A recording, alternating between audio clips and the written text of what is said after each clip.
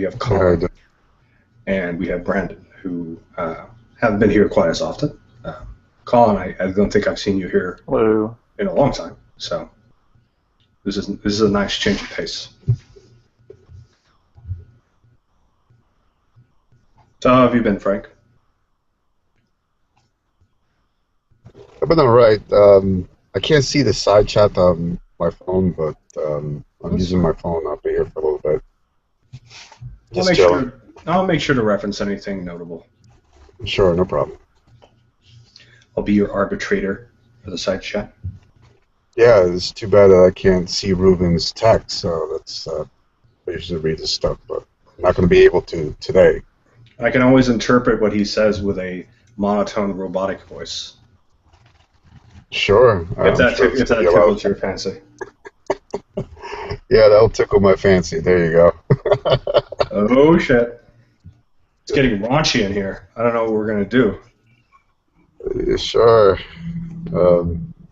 So I saw a little bit about the interview on and off. It was pretty interesting. I still got to catch up to it. I maybe watched 15 minutes of it. It's pretty long. It's about an hour and 20 minutes. So. When does Ocean come in, actually? I don't know. I don't know if he's going to be in here today. He sort of hinted that he would. But okay. He made time to join me in the interview. It was a good opportunity. Yeah. It's good. Cool. I'm sure you guys talked about the Gnostics. We did briefly mention. Well, what happened is it was for his YouTube channel, and he basically wanted to field questions to theists who people were not as familiar with, atheists were not as familiar with. And in the sort of side chat, there was almost like a chat box somewhere else that he had access to, and people were watching live and would ask questions. And one of the questions that came up, because I practice a Hellenic path, and ultimately Gnosticism and early Christianity is Hellenistic. It's from a slightly later period. They asked the question, what do I think of Gnostics? And I basically fielded it as such. I very much appreciate the Gnostics. I find that it's very philosophically consistent. And I'm much more of a fan of it taking hold than I am in some other forms of Christianity, which ultimately is a qualified perspective from a polytheist. So I don't know how much weight that holds. Correct. Are you still there, Frank?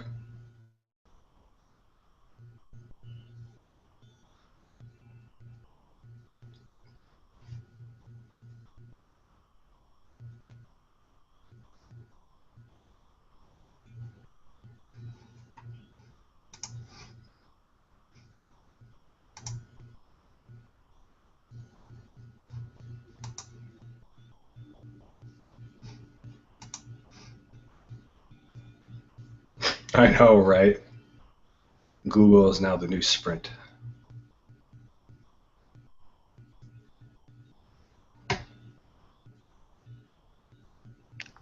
Can you hear me now? Yes, I can hear you. So what's up? Nothing. Isn't that how the Sprint commercial goes that you were referencing to? That's Verizon. Can you hear me now? Can you hear me now? Good.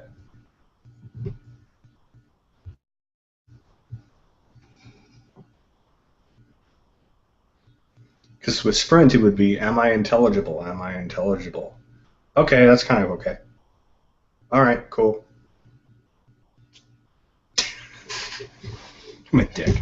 Anyway, my family had Sprint years ago, and we just did not like it. We thought their customer service was horrible. We'd actually read a consumer review shortly after we left Sprint, and they had some of the worst customer service of any cell phone company at the time. This is early 2000s, but I heard they've improved. I can't speak for me. I haven't had Sprint in a very long time. I've been a Verizon user for quite some time.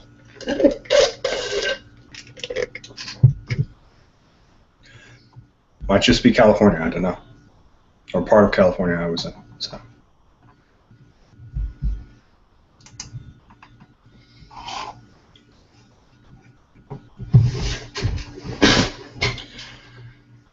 Technology.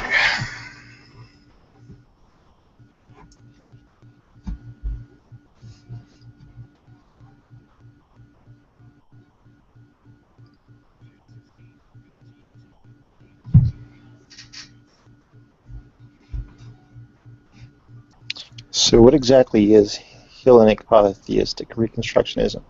Hellenic? Lovely. No, I'm teasing it. Hellenic polytheistic reconstructionism is basically people who are trying to practice Greek polytheism, ancient Greek polytheism. Oh, so a bunch of Zeus worshippers. Okay. Everyone's So much Zeus easier to worshippers. Those dirty Zeus worshippers. Pretty much. It's ostensibly pagan, for lack of a better term. And it is associated with the larger neo-pagan movement.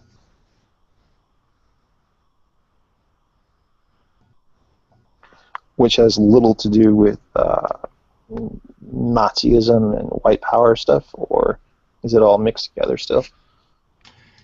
There are isolated examples, particularly with more Germanic polytheistic traditions, people masquerading, as often secretly, as polytheists, as practicing these indigenous reconstructions, but are ultimately just racial nationalists and have an agenda, an outright political agenda that they want to propagate. And there are some genuinely white power movements that sort of have hijacked Odinism. They effectively call it a sort of Wotanism, which is a weird linguistic jumping jacks kind of thing. And it's a very big problem, particularly in America. It's not as much an issue in Europe. And there are isolated examples of it in other traditions, particularly Indo-European ones. You have racial nationalists in Slavic polytheism in Rodnavary, which is a typical term they use to describe that tradition. And for a time, the extremist group in Greece called Golden Dawn, no relation to the Hermetic group, they did sort of try to hijack Hellenic polytheism, but have long since, easily 15 years now, they're basically full-on Greek Orthodox. So we don't have as much of an issue, but every so often you'll have a troll who comes into a forum or a Facebook group who is a full-on racist, and almost always it's laughably lame. They're usually from America or Latin America and claim that they're Greek, and they don't even have an ounce of Greek blood, and are arguing that non-Greeks should get the fuck out. And that's usually how it goes. Over time, as we get more notoriety, as we have more of a foundation, that will be less and less of an issue. They're just a joke, really. Well, that certainly is good to hear that things are getting better. Yeah, I'm very glad for that, because there, like I said, there have been examples of it. Extremists who try to take something that was not meant to be done that way and use it for nefarious purposes. But that happens with virtually all spiritual beliefs in some degree or another. Welcome. Hi, how's it going? Good, thank you.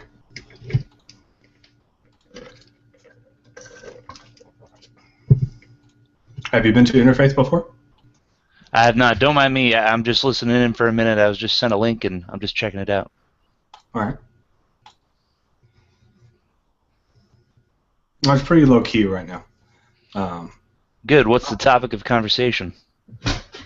Well, Brandon was asking a little earlier, sort of inquiring into my spiritual tradition and the associated traditions with it. I'm a traditional polytheist. And he was talking about how that there are some people who are extremists, they're racist type extremists who have tried to associate themselves with polytheistic movements, particularly Germanic and Slavic movements. And I was describing how their interaction is becoming less and less, as there's more and more notoriety and groups are pushing these people out, that it's becoming less and less of an issue. Good. Yeah, I have noticed that a lot in the at least the online polytheist community. In my explorations, there does seem to be a lot of fanaticism and polarized opinion in that community. But I'm glad to hear it's changing. There are polarizations, but they're generally on minor issues, largely having to do with areas of history that are uncertain to begin with, and people coming to different, albeit viable, perspectives on the idea, but they're wanting their particular perspective or bent on that to be the standard. The racial issue is very much a very minor and isolated kind of extremism that the vast majority of people in the groups want nothing to do with.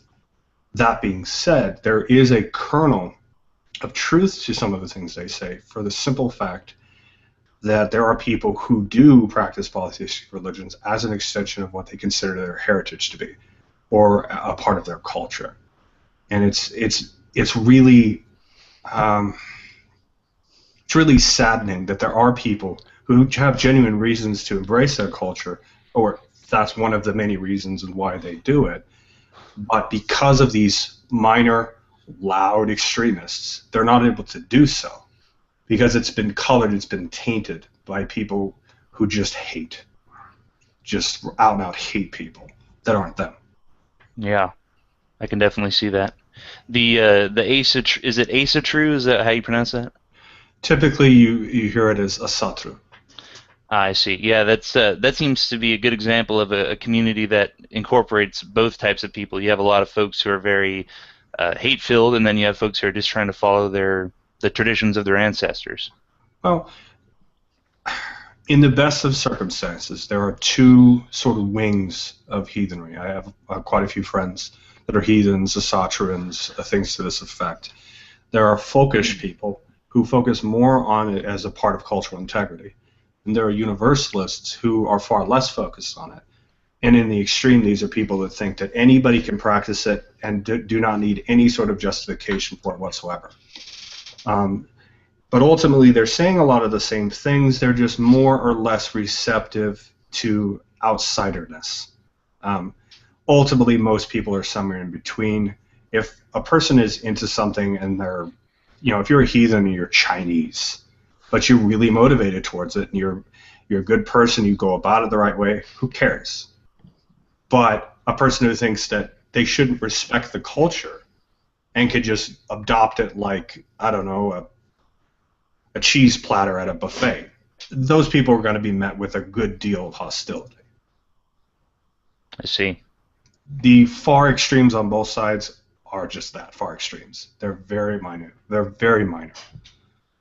Either people think only these people need to exist. You have to be a pureblood, or do whatever the fuck you want. It's just nice, funny symbols we incorporate. Those are far extremes, pretty much. Right. Well, I guess I'll introduce myself. My name's Sam Bolton. I got invited to this interfaith discussion by Reuven Goldstein, and I became friends with him on Facebook through listening to the Robert M. Price podcasts. I'm a student at a Christian university in Nashville, Tennessee. I'm working on a master's in religious studies. Raised Christian, sort of undecided about everything faith and spiritual right now, and I'm just sort of learning and exploring. There is so much to explore. So many areas of untapped spiritual study to look into. And if I was in your position now, I would be taking advantage of it. Because even now versus 5 years ago, the level of open-sourced, credible, site-sourced material that you have available to you on a freaking internet browser is immense. Definitely. I agree with that. I remember when that realization hit me. It was about 7 years ago. It was like mind-blowing, just the realization that I had more information at my fingertips available than 99% of humans who have ever lived that we know of. incredible. Yeah, I totally agree. But those cat pictures, man, come on now. Also delightful. Absolutely. It's all good. It's all good, man. That's just your thing, man, you know. We need more dudists in the room. We need to find a dudist, Ruben. I'm sure it's a thing. It's got to be a thing. There are Matrix people. That's a thing. Like that is their religious worldview. Yeah. I wouldn't mind being a Matrix. Simulationism. That's the official name for people who believe in an actual Matrix. Yeah, I mean, I could get on board with that. I don't know about the robots. But they look like cool spider things. I know. That's what's attractive about them, but they're so unbelievable. Oh, I see where it goes. I see where this is going. So I kind of jumped in the middle of everything. I hope it didn't interrupt or throw things off track. I'm just kind of throwing some stuff out there, seeing what takes, really. Mm-hmm. Yay for chaos. Are you into like Robert Anton Wilson Discordianism kind of stuff? My history is kind of sordid. I suppose I can give you the abridged version if you don't mind. I do not. I basically discovered the pagan movement when I was about 15, 16. And I spent a lot of years studying a variety of different traditions. Everything from standard Wicca to Druidism to ceremonial magic like the Golden Dawn, Thelema. I eventually studied things as obscure as chaos magic, Discordianism, and things like that. And I have consistently continued to study a lot of these different ideas, if for nothing else, because a lot of my friends and associated friends are interested in some of these matters, many of which are close friends of mine. And I have been for quite some time. So whenever somebody mentions something that seems to be in that way, I'll often point them to certain resources, and there are quite a few, once again, that are open source that you could find distributed on some website somewhere. But my specific tradition, I sort of found when I was in college. I found the general polytheistic Reconstructionist movement when I was in college, and a few years later, I had converted to Hellenismos, Hellenic polytheistic Reconstructionism. So I've been a practitioner for about 7 years. Interesting. Yeah, I guess one of the main questions I'm kind of toying around with my head in. Sorry, I've had a few beers. One of the main questions I've been toying with lately is why should I choose to convert to any system of dogma? What's the compelling reason to pick something over something else? Why can't I just be undecided? I'm sure I can be, but what's the attraction for certain folks to pick a certain system over another? Well, one thing, and I don't mean to be pedantic, but not all doctrines are dogma. Mm-hmm. Okay. So there are ideas, there are precepts within spiritual beliefs that are fundamental to the framework of that system. But when something is dogmatic, it is more rigid. When you're referring to dogma, you're referring to something that is absolutely required, oftentimes forced upon people, particularly those who are forced into conversion. And it generally refers to Abrahamic religions, chiefly Islam and Christianity especially. Mm-hmm. So not everything that is a belief is necessarily dogmatic. So now, as far as your general idea about why picking a certain thing, I'll tell you right now, you absolutely don't have to. A good 15 or 20% of the world populace is spiritual but not religious or undeclared. That is a very viable perspective. You can definitely have your own philosophy and your own experiences if your experiences go in that direction. The reason why people pick particular systems is because their experiences reflect that. They have experiences that aggregate and point them into a direction of a specific system. That's generally how that works. And the point of conversion is just the threshold. They've already reached to a point where they've made that decision, and through ritual or through some kind of more official representation of such, they make a conversion. Though that is of greater or lesser importance depending on what tradition you're speaking of. But we use the term conversion in modern language and modern vernacular to address that general transition. Welcome, Jacob. Hello. Guess I'm the only Jew on here tonight. Interesting. Let's see who else is here. Ruben is a cyber.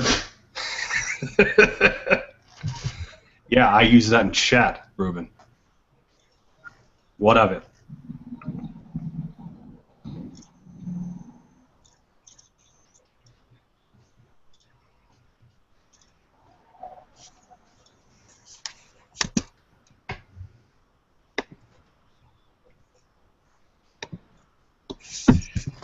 Not everyone wants everyone to convert to their religion either.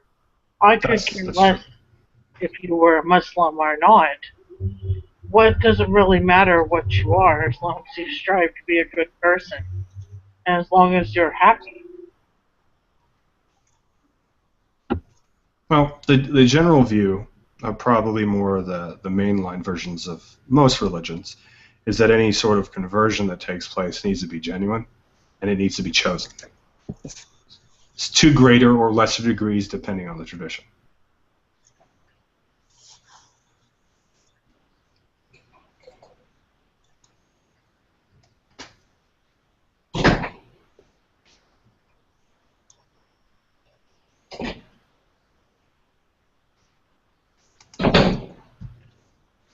Well, Ruben, that's why it's a running joke, because I ran with it.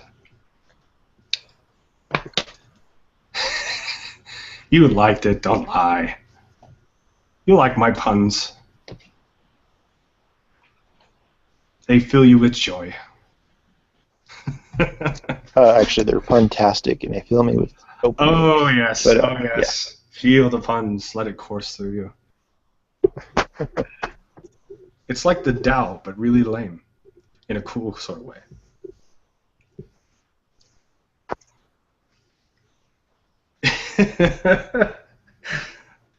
Ruben's a Sith. That's definitely a thing. Welcome, St. Tommy.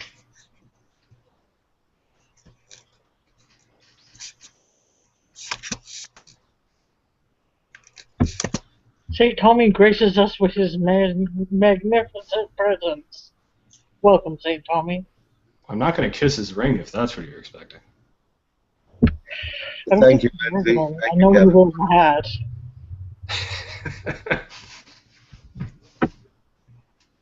Thank you both. Thank you. I'd have some trumpets, but, you know.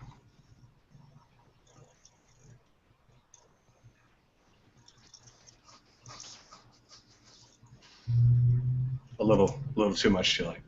So, how are you doing? Feeling mediocre to sub-mediocre. Thank you. Could you put that into a scale of 1 to 10? We think in decimals here. Let's see if I can find the mute button. 4.33 on a scale of 10, yes. Oh, you and your repeating decimals. How dare you, sir?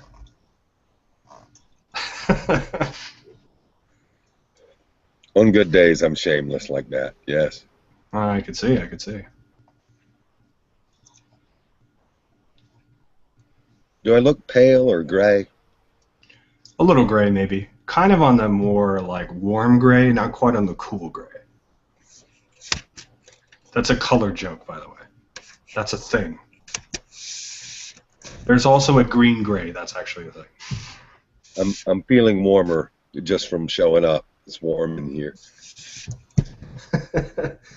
I always bring about warm and fuzzy feelings to all. That's one of my great gifts to mankind. You hold my gratitude, sir. Oh, shit, we have an angel in the room. Holy crap. So now you're just being godlike and giving gifts to mankind. Absolutely. Absolutely.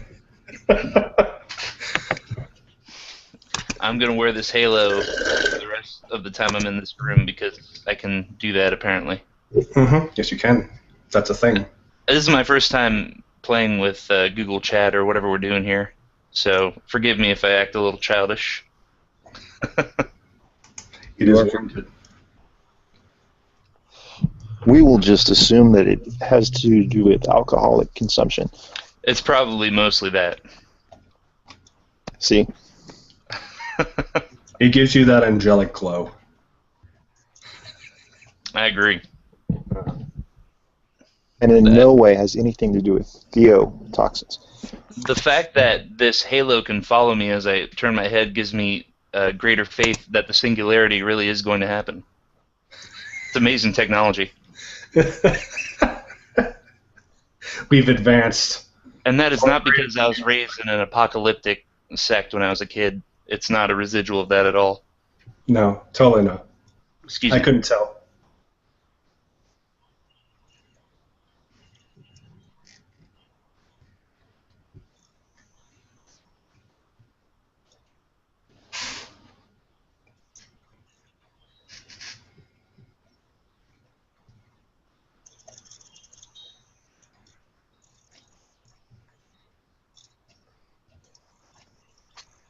Mr. Samuel, sir.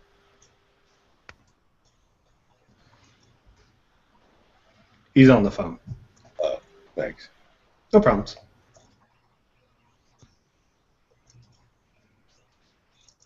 He's done. Booty call? Sort of. Well, as my wife. Matrimonial booty call. The best kind of booty call. Come on now. I agree. It's much more of a sure thing if you're not a pickup artist or something like that. Yeah, fair enough. So, marital jokes. we have a lot of married folks in this room, polyamorous folks. Perhaps. I haven't asked.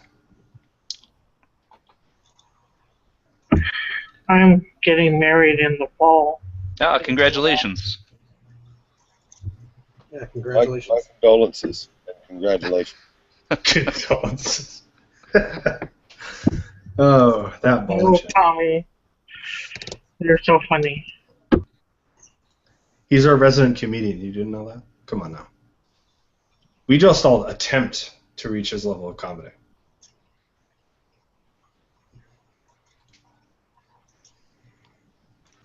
So, what about everyone? What's your favorite stand-up comedian who addresses the topic of religion in an edgy way?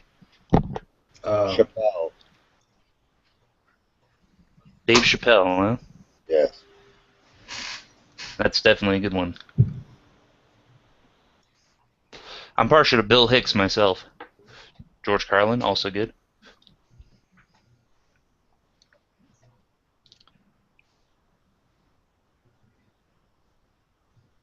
Carloin? What is this carloin you speak of, Fahim?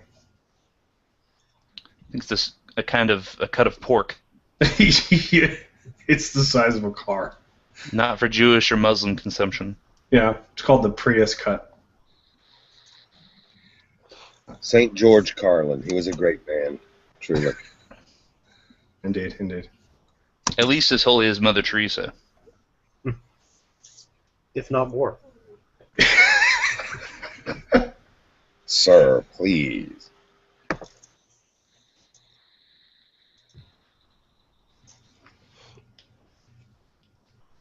Your sanctimoniousness offends me, sir. Indeed. I don't think anybody here is being sanctimonious. We're just being dicks. To be more holy than George Carlin, I'm speechless. Indeed.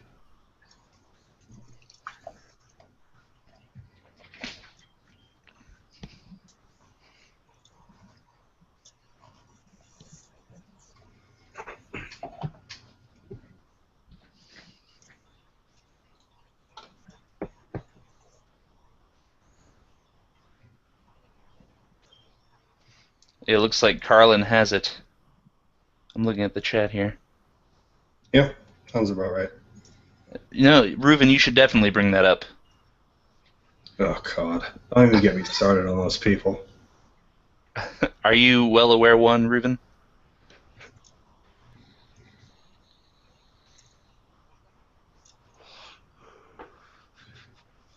Well, they're both from the state of Texas. I mean, what more evidence do you need? Thank you.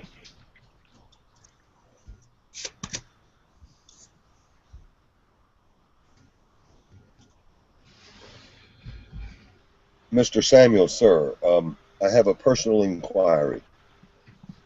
Please. Having been raised in a apocalyptic home, I wondered what your current understandings and perceptions are concerning this. Do you still hold belief in Christ Jesus? I am pretty much convinced that there's not any good historical evidence for what is, depicted in the Bible, what is related in the Bible, or at least what is interpreted as historical, primarily through listening to Bible Geek podcasts and similar material. I had read a lot of that before, but Robert Price has a way of bringing it together to make it understandable why there's really not good reason to trust in the historicity of the Bible. However, I can't deny I've had powerful spiritual experiences as a Christian, and I can't deny that the figure of Christ, at least as a archetypal spiritual force, has had an impact on my life and the lives of people I love and the faith community I'm a part of sometimes. So it's kind of a difficult question. To what extent does history connect to our spiritual experience? I'm still trying to figure all that out. Yum, thank you. Well, a nice non-answer for you. Well, speaking honestly, and this does sort of reveal a bit more of my bias as a polytheist, I'm of the belief that there are many gods. So there are many different ways in which the divine can interact with us. There's ultimately a sort of immanence of divinity that's present.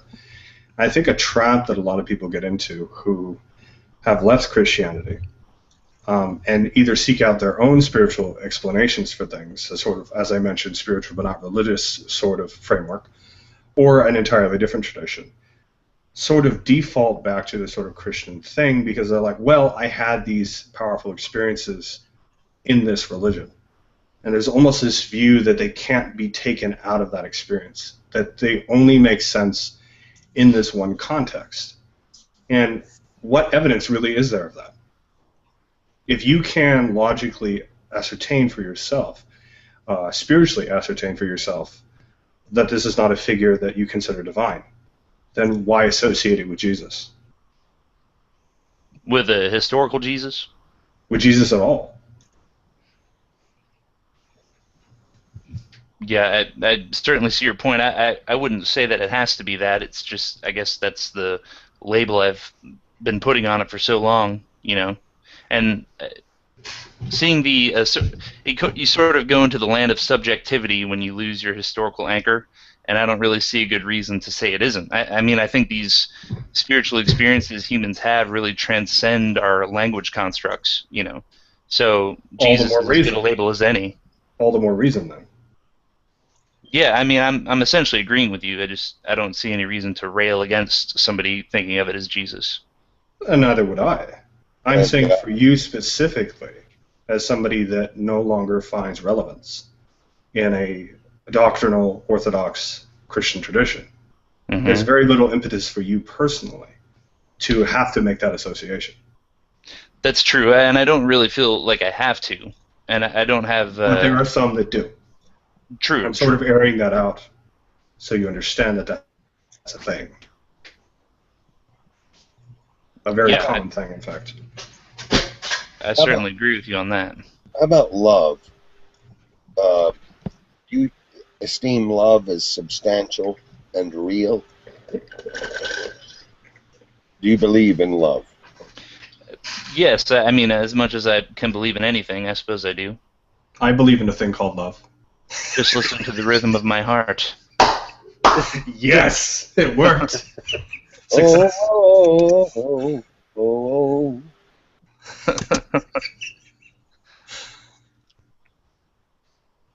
Indeed. That song is ridiculous. I love that song. Me too. Just for its campiness. Oh yeah, I love that album actually. That first album by The Darkness, Ace. Have you seen the music video for that? Oh yeah. Oh, ridiculous. Yeah, awesome. Very kind of David Bowie and I don't know what else, a bunch of other things. It's like somebody Barbarella. It's like somebody who distilled moonshine out of hair metal.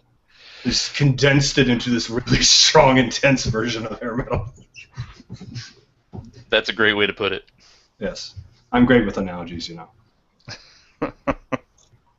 Really bad ones, but yeah, I'm good with them. Well, you know, going back to what was said earlier about, you know, this whole thing of historical Jesus and whatnot, and I don't know, as a Swedenborgian, I don't think we really have a very strong position on whether Jesus was a historical person or not, or whether that's a really important thing. I mean, I don't know. I feel like if someone were to tell me that Jesus was not a historical person, I would think that the stories and the deeper messages contained in the narrative are certainly more important than getting into a huge debate about whether Jesus really did this or did that. But it's something that I've been debating for a couple years now myself, the importance of the historicity of all of it. Absolutely, and I sort of touched on this before when you were sort of introducing some of your ideas earlier. That is another side to look at. If you don't see the figure of Jesus and Christian doctrine as dogmatic, as orthodox, if you're willing to see Christian teachings as mythological or as allegorical, then the need for the historicity of Christ is far less pertinent, because ultimately you can see those stories as symbolic representations of a person who likely existed, but the details themselves are intentionally obfuscated. They're not supposed to be factual. They're symbolic representations of a life that was led that we'll probably never know. That also is a very viable perspective, held by people like yourself, of a more liberal Christian bent, or among Gnostics or esoteric Christians. Yeah, I'm totally on board with that. That's, I mean, basically where I'm coming from these days. This is kind of new for me, however, just maybe 4 or 5 months old. Prior to that, I was a very conflicted Orthodox, somewhat Orthodox believer. I had resources. Seriously, yeah, I'm using cat humor because that's the kind of guy I am. Wow. So you had blood pressure and held belief at the same time? Wow. Indeed. Yeah. Samuel, Yeah, in the side chat, that website. okay. Holy crap. I've actually, there's also an associated ecclesia with that. Stephen Holler's Ecclesia Gnostica. I had the pleasure of meeting him and interacting with him over a few months when I was studying Gnosticism. He's a great man.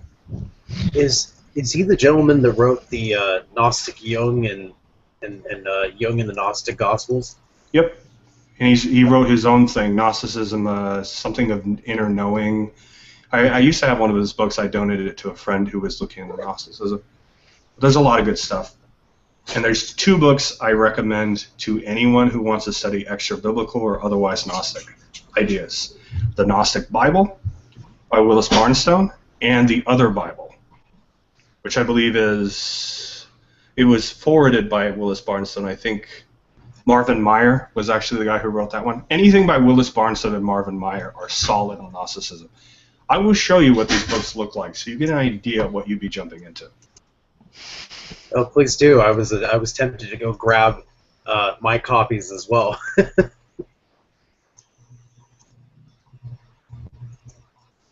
They're both huge volumes. Good stuff. Were you talking smack about me while I was away? Oh, just the size of the books. Gnostic Bible. That is almost twice as thick as my new International Standard Bible. And the Other Bible. Look at it. So, Gnostic Bible is Gnostic texts, Nag Hammadi, some of the wisdom texts, and the Other Bible not only includes Gnostic Gospels and the Dead Sea Scrolls, but it also has Jewish pseudepigraphia, which is extra-biblical from Old Testament, from Jewish religions, Sethian Gnostics, things like this. These 2 books alone you should have, period, if you're studying anything Gnostic or heterodoxic. Yeah, I definitely need to pick up something along those lines with the extra. They're like $20 each, Mm-hmm. maybe 30, depending on where you buy them. You can get them on Amazon, eBay. Sometimes you can find them in the store. I found them at a goddamn Barnes and Noble. So. Truly are goddamn. They're going out of business in 5 years. Yeah, they are.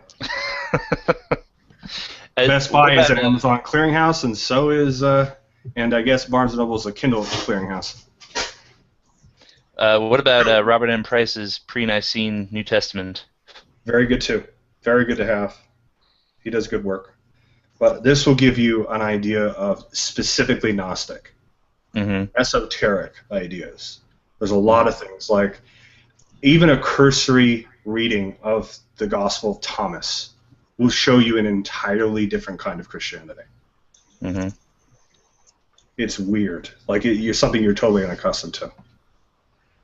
And they do have a reconstruction of the Gospel of Judas. It's a thing. It's a little book. Also worth getting eventually. Interesting and very weird. The past few Sundays, because at my church we rotate people who do the sermon, the past few Sundays, Gnostic scripture has been quoted during the sermon, like the Gospel of Thomas, the Gospel of Mary, and there's a few of us that are really into it, but I can tell some of the older congregants, it's like they hear these names of these other Gospels, and they're like, what the hell are they talking about? But it's good that they're being exposed to it, you know? Yeah, and there's considerable overlap between more liberal, heterodoxic Christianities and Gnostic Christianities. And there's also overlap between a sort of Gnostic ecclesiastical kind of congregation and full-on occultism. There are a number of Gnostics that are Thelemites, that are practicing Rosicrucians. It really just depends on what angle you want to take it, Samuel. There are tons. You'll be doing this for several years. So have fun. Thank you. I will. You can be sure of that.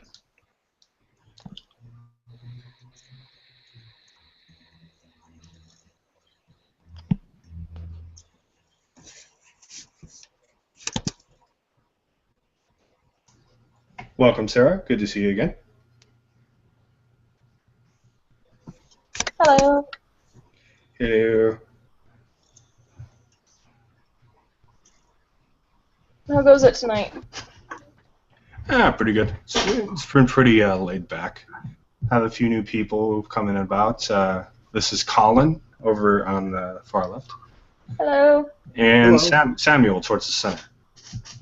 Howdy. Hello. Hello.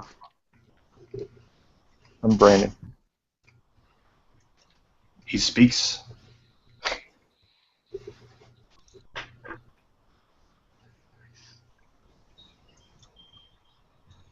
We were sort of just going over some different ways of taking sort of Christian experience. I sort of took the idea that as a person who might leave a Christian tradition, they might fall into a sort of trap that, well, if they had these spiritual experiences while Christian, then Christianity has to in some way be right. But as Colin outlined, and as I affirmed, it's also a very reasonable explanation to say that maybe a totally different way of looking at Jesus is a better option. Gnostic, heterodoxic, alternative, liberal. There are many different ways of going about it. And it's a trap to assume that necessarily what you were raised with has to be the case because you had genuine spiritual experience.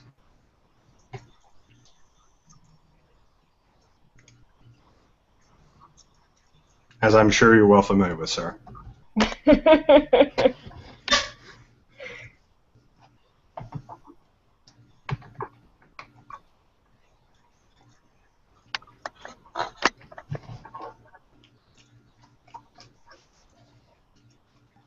So how have you been? Been busy with teaching? Yeah, busy with the masters, and then my weekend exploded, so lots of stuff happening all at once, so it's just been all over the place. Stuff. I tease. But tomorrow's my birthday, so there's that.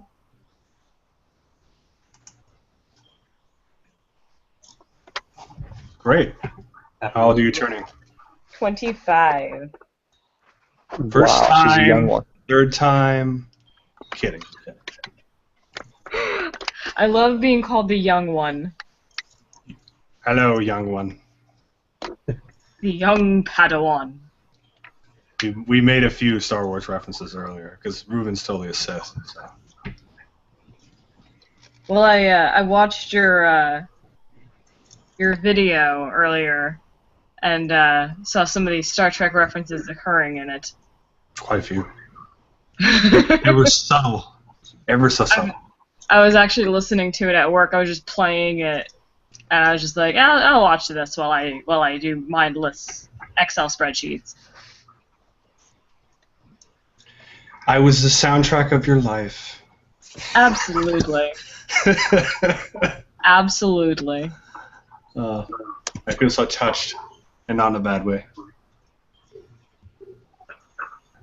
I don't think I'll have to call an adult. I think we'll be okay. I need an adult. An adultier adult. An adultier adult. The linguist in me cries out with that statement. The English major in me cries out, it's okay. I somehow bleed from it. I bleed profusely.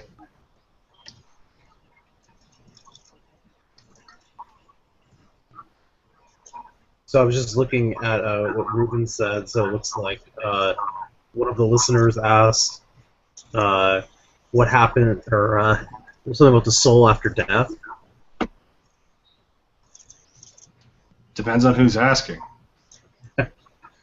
Like, holy crap. Are there, I mean, so many. I don't know. Probably the best answer.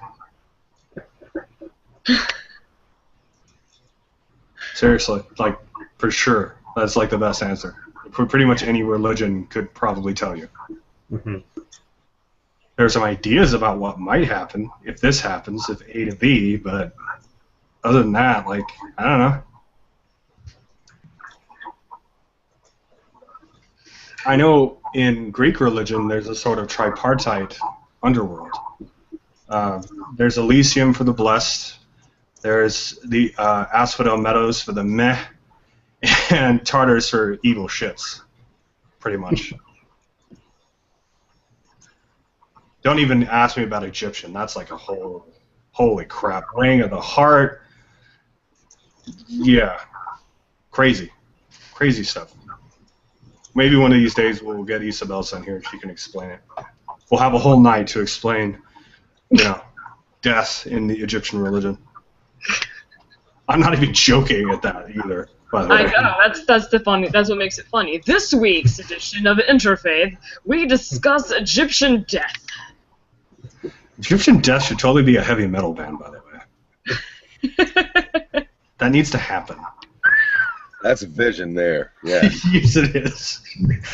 And the lead singer is Anubis. That's the only way that would work. It's the only way that would work. I have this vision. Like, it cannot leave my mind now. It has to be a tall, lanky guy. Yes. Very, very avian features and kind of pointed ears a little bit. And he just rocks it. And he's just like, got the headdress on, shirtless. Leather pants for some reason, and a staff. And he calls himself Anubis. Wears a giant ankh around his neck. Okay, Fahim, you say I sound like Charlie from Supernatural. I need to know if that's a good thing. Terrible thing. No, I'm just kidding. I've only just recently started watching Supernatural from the beginning, and I haven't met Charlie yet, so... He's saying that there's an air about you that is supernatural. Okay, good. It is a good thing. Yes, it is. You can fan yourself now. No, I'm kidding. Yay! Yay. Stereotypically feminine things for the win. Which is like the farthest thing from me. I don't know. You're not like coming out there with like, I changed my oil in my car the other day. I got all greasy and nasty. I don't know. No, but that person that you hear in the parking lot with like the bass just going constantly because of all the metal and listening in my car. Oh, you're one of the metal chicks. The prized chicks at the metal show that no man can get. My brother, I was very jealous. He went to the Mastodon and Clutch concert up in Durham, and he called me from the audience, and he's just like, "Hey, listen to this," and he put it on speaker, and I'm just like, I hate you right now. Where are you at? Sanford or something? I'm in Charlotte. Oh, yeah. I'm a Central Piedmont Community College alumni myself. Yes. Very nice. Fine institution. It was. It was. I don't know. Does it still exist? It does. I don't think it was turned into a Walmart. I think you're okay. I actually got offered a job at CPCC. Wow, CPCC. That's a interesting sound to it. I used to climb on top of the library and smoke pot. It was so peaceful with the view of the city, and then go to general psychology. It was just such a pleasant higher education. Yes. You were definitely higher, I'm sure. Yes, it's a very tall place, peaceful spot. Absolutely. Yeah. I had some good experiences with community college. It can be a cool environment. Thank you.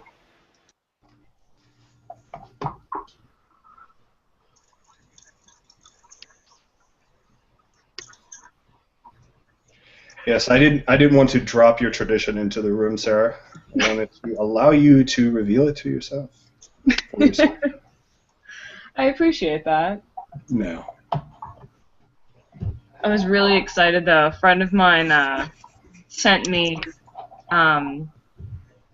just a general necklace, but it has like 2 crescent moons in opposite directions on it, and they're facing each other. And I was really excited because I like can't wear any kind of like pentacle or anything like that to my job. Even though everyone around me wears, their crosses and everything, I'm not going to go there. So I got really excited when she sent it to me for my birthday because I'm like, yes, I have something pagan that I can wear and no one will understand but me. I actually have something that you could probably wear that you might like. I'm going to put it on my Minicam so you can see it. It's actually what I used to wear when I was first exploring paganism. Just got to put up the Minicam because it's stupid like that. Hold on a minute.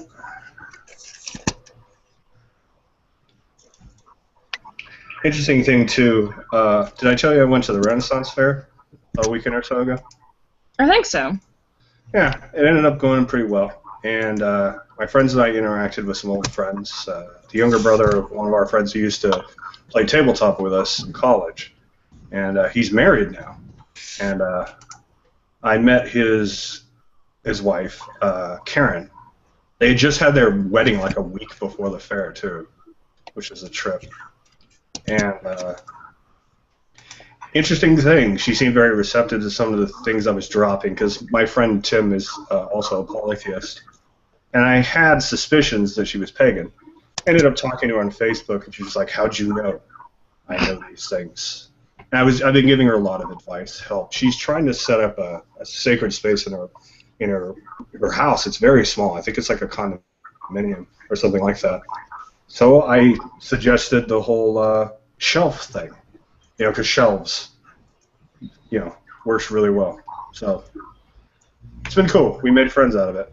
It was funny because I was expecting it to be much worse because I was sort of attracted to her husband at one point. But it ended up working out okay. So yay for awkwardness and cool friends. So I will move the bar out of the way. That is called the Witch's Knot. That's pretty! Sometimes they're more simple. That one has a sort of filigree around the edges. But they're typically like that, usually made out of silver. A lot of times they're flat. I actually prefer the ones that are flat and less feminine like that. That's an easy one you could wear. It's generically Celtic looking. So you could probably wear it and nobody would say otherwise. They'd probably just think it was a cross. Yeah, actually, they would. So that's my suggestion to you. That's pretty. There's the feminine side. I like jewelry. I like jewelry too, so don't feel bad. All right, back in business. I was just curious, what's the if anyone could put a link for the YouTube channel for this hangout? I'm just curious. Ruben, can you handle that, or do you need me to? Oh, thank you. I was trying to find it, but my search skills were failing me. Ruben actually has 8 arms and like 4 computers, and he just like cross-references everything. He's plugged into it, so. It's like the things from Men in Black. Yep. The aliens on the front. Yep. Well, that's pretty good question. If you want to field it, Sarah. It's such a loaded question, though. Loaded is the best.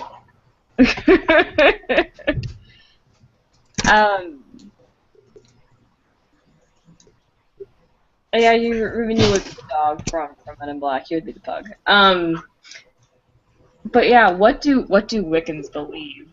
Well, I mean, as far as the tenets of the belief, it's really just following of the Wiccan Rede. That's and ye harm none, do what you will. Me personally, I'm a dualist, pantheist, so I got like the god and the goddess. But you know, all the other gods do exist, but they are part of each individual one, so it's kind of within that realm. I'm attempting, Kevin, you'd be so proud of me. I'm attempting to read more in conjunction with the god-awful amounts of work I read for my classes, but I'm attempting to read more. One step at a time.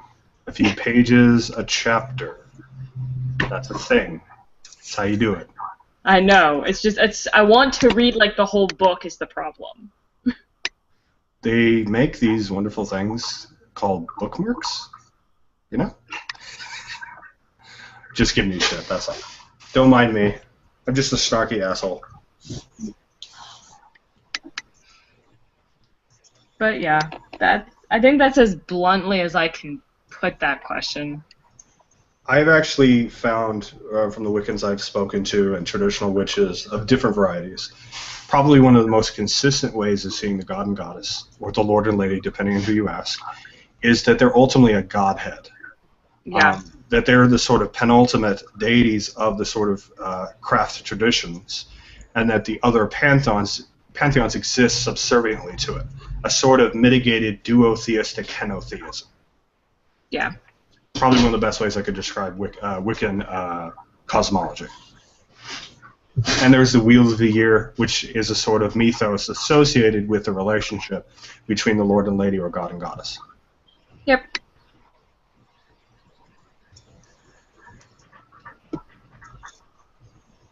I hope that clarifies it for you, Fahim. We just had Mayday. No, we did. Also known as Beltane or Rudmas.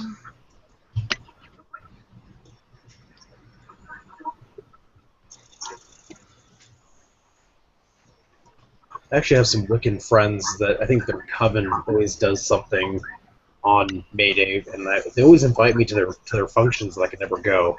There's always a reason why I can't attend, and it's really annoying. We created an alternative religious group on my college campus called the Circle, that predominantly focused on nature-based religions. We had some Druids, we had some Wiccans, we had some, just general, identified as general pagan. But then you just also had people who, were agnostic or atheist or whatever, but they didn't want to go to their own different groups or whatever. And one of the big things that used to happen at my college was like a May Day celebration, and we actually got to create a maypole, and I got to dress up as the trickster, and we did like a fun little thing where people got to throw pies at me, and it was college fun at a women's college. It's crazy as it's going to be, but it was still fun. And it was really cool too, but in the beginning of it being created, we got a lot of issues with it. Like, we came back and like there were, things on our doors and phrases and, like, you're going to hell and how dare you try to do this on our campus. And it was just like, really? Like, I didn't get it near as much as some of the others of the founding party, but, it was still like, I was not prepared for that kind of backlash for trying to do that.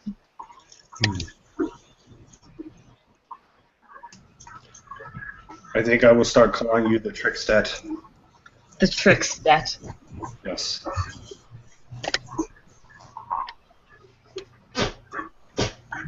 Yeah, it's unfortunate. I've known a lot of people over the years who have run metaphysical shops, occult shops, things of that nature, and they've gotten vandalized. Usually people etch things into the glass. Not really throwing eggs or vegetables or anything like that. I think they're too cheap to actually spend the time.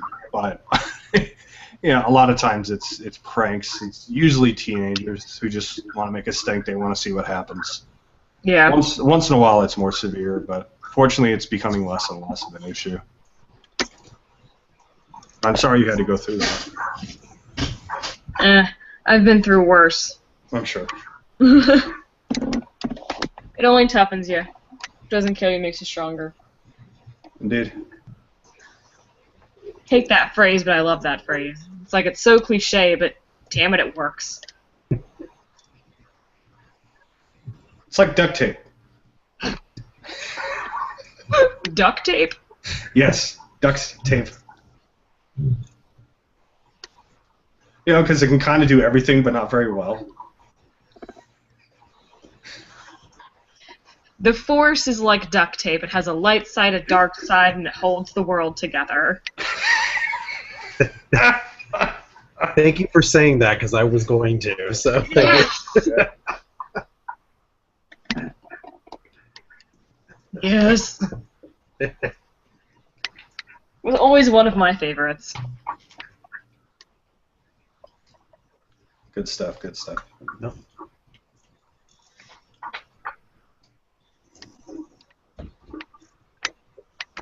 So where are you from, Colin? I am in California myself. Wow. Born and raised. Southern, northern, central? Bay Area. Okay. I believe there's actually a Gnostic congregation up where you are. I'm trying to think of what it is. I think it's one of the Wandering Bishop traditions. I'm trying to think of the name of it. But there's one down here. The Ecclesia Gnostica is out in Los Angeles. Right. If you've never been to one like that, maybe if you ever travel to the East Coast, it's really big in New York. Or if you ever travel down south, it is worth going at least once. It's an experience. Yeah, I had a former employer's husband was a member of the congregation down in L.A., the one you just mentioned. And he told me, some stories about going to some services there.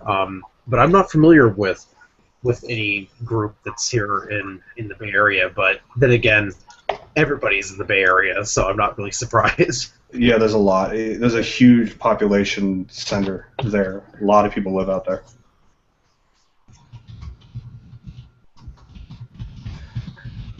I'll be able to find it real quick. I know what I'm looking for.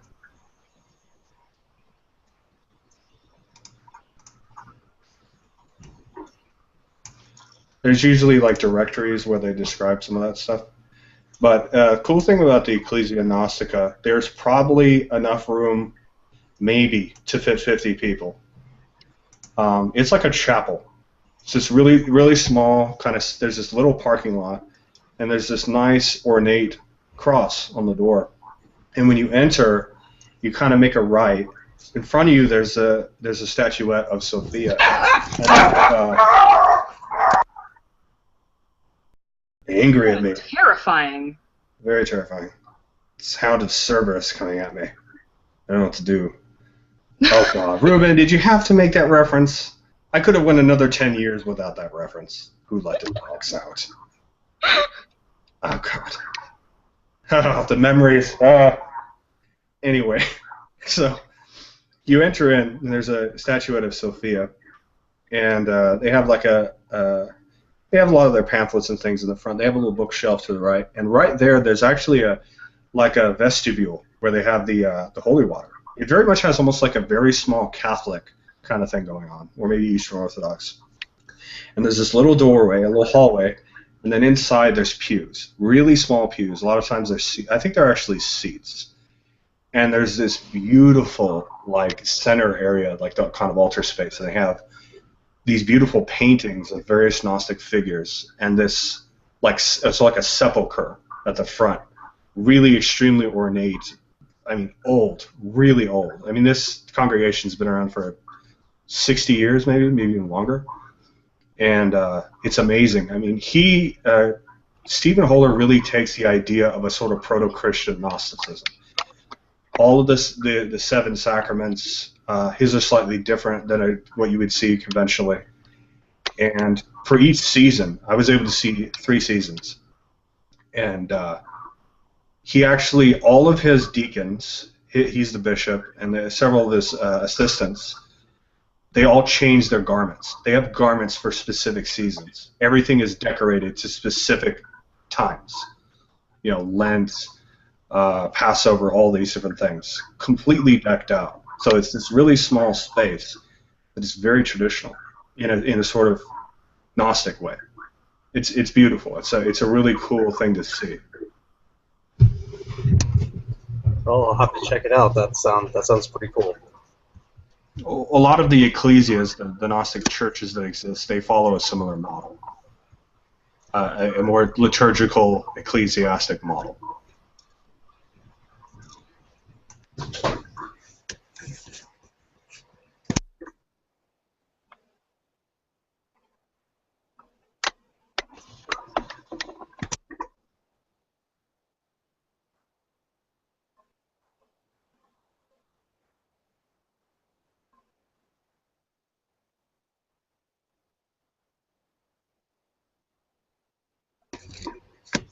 Well, folks, looks like I have dinner to eat and some homework to do, so I will have to depart at this point. But I want to say thanks for the warm welcome of and making my first time here in the group very welcoming, and I certainly plan on coming back next week.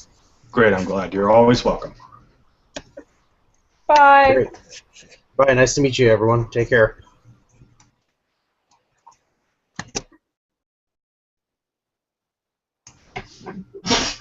Oh, we had quite a few new people here today, Sarah, so it was good. Hooray! Yeah. One was a little inebriated, which is fine. I've been in that situation. 5 o'clock somewhere. Absolutely. It's a creed to live by. What are you talking about? Just think of it as channeling the gods. You're not drunk. Well, yeah, of course. It's ecstasis, of course. Yeah, I'm not big of a nerd. That sucks.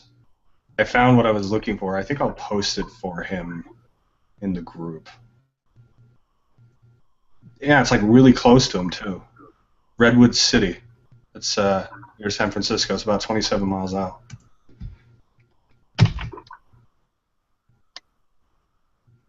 I'll definitely send him along the link. Reuven, is he in the group? Colin? Okay. The Google Plus one, the Facebook one, or both? Facebook. Okay. I'll probably just find him and send him the link, but I don't know. Probably should do both. What's his last name? Oh, Amato. Motto, is that Italian? I wonder.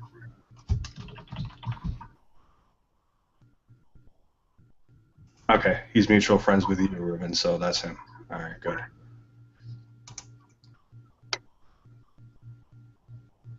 Okay, Adam, his acquaintance, probably when he's done with dinner, I'll send him along the link. I'm going to save it. It's the Ecclesia Gnostica Mysterium. It's in, yeah, so that's the one. That's the other one that I know that's actually solid. They follow the Episcopi Vegantes, the watering bishop model of Gnosticism. I know a lot of Gnostics, Sarah. So. Clearly. Really? Really? Yes, really. Oh God, I'm scared. But yeah, like I was saying before, it was really nice to connect with Karen because it sucks. She was raised in a Jehovah's Witness, like really hardcore Jehovah's Witness. Oh Lord. Like, background. And she was saying she sort of lives in hesitation of revealing anything about herself. So I gave her some wisdom from Hermetics. The Hermetic quaternary. To know, to dare, to will, and to be silent. Mm-hmm. Like the fundamentals of practice for witches, because she's a hedge witch. Right. So, and it helped her a lot. It's been good to give her some suggestions. One of the things I told her, and I say this to all pagans and polytheists, buy on the cheap. Seriously. Yeah. Buy on the cheap, and the things you really want that are nice, invest. Like statues. Oh, yes, the statues. Yeah. Statues or other things, ritual tools. Depends on your tradition.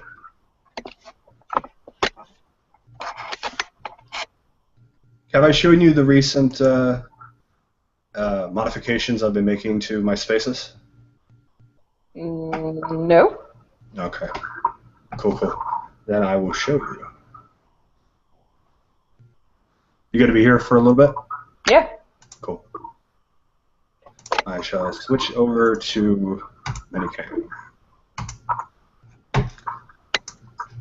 As much as Minicam can be a bitch, it's actually pretty useful.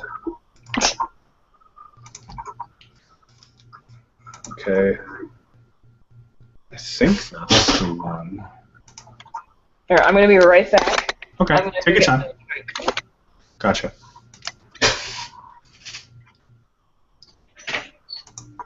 So you still there, Fahim?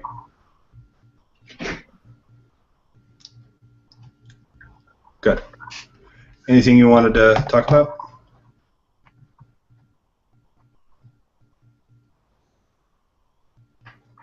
You've been kind of quiet, so I want you to feel like we're ignoring you.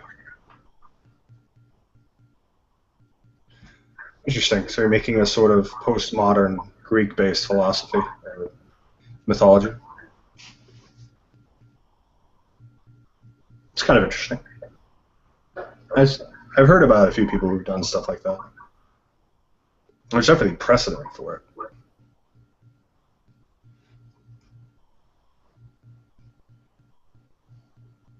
Season 7?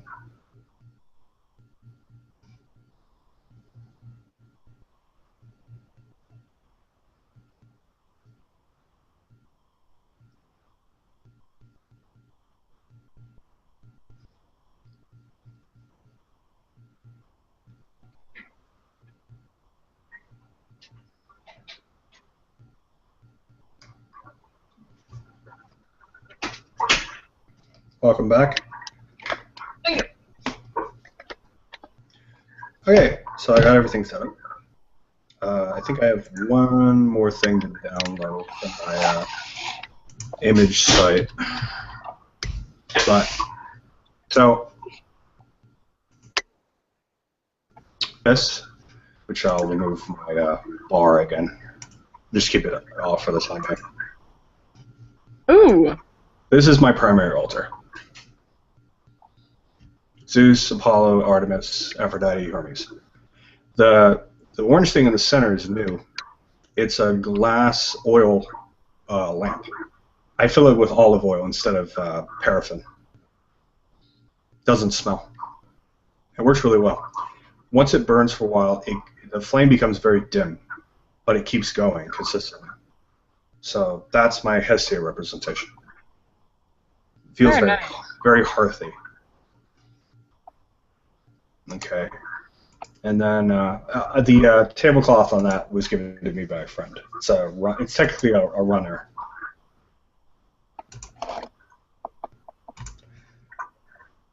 This is my Dionysus shrine. Oh, that's cool. And the tablecloth was given to me by my stepmother. And this is the beginnings of a modest Athena shrine. Recent experiences have pointed me in that direction. Mm.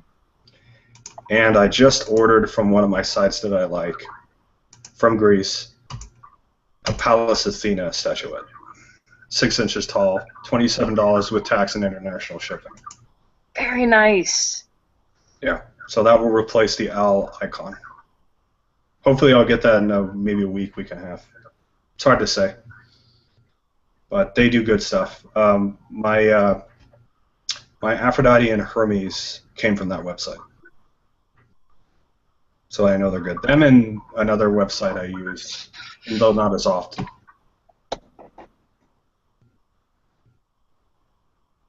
Very nice, Ruben. Of course she had to make it to a dick joke. Always adult for Mr. Reuben. Always mature. What's funny, too, is she's a virgin goddess, so... I know. Dick jokes for a virgin goddess. She cries at you, Reuben. She cries.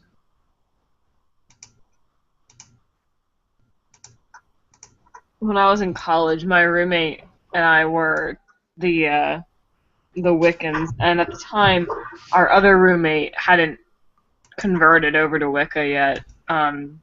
She had doubts about Catholicism, but she was still on that point, and it was getting closer to like Halloween or something like that, and we're in the car, we're driving back from cookout at like 2 in the morning or whatever, and somehow or another we're on the subject, and all of a sudden I'm like, hey, we know she's a virgin, we can sacrifice her tomorrow night.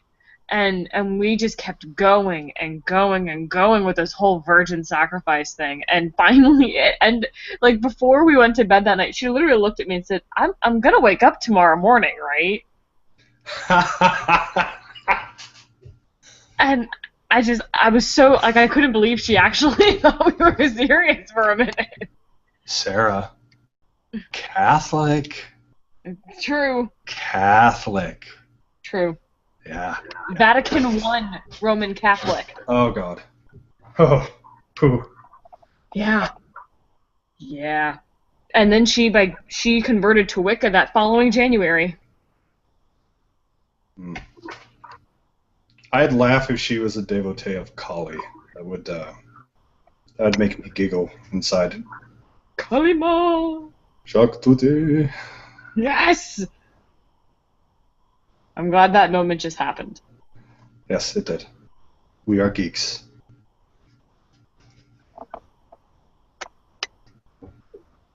Apparently when that came out, that was actually pretty controversial.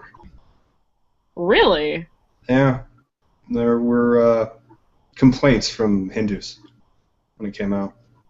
And I think it was because of that movie was actually banned for a short time.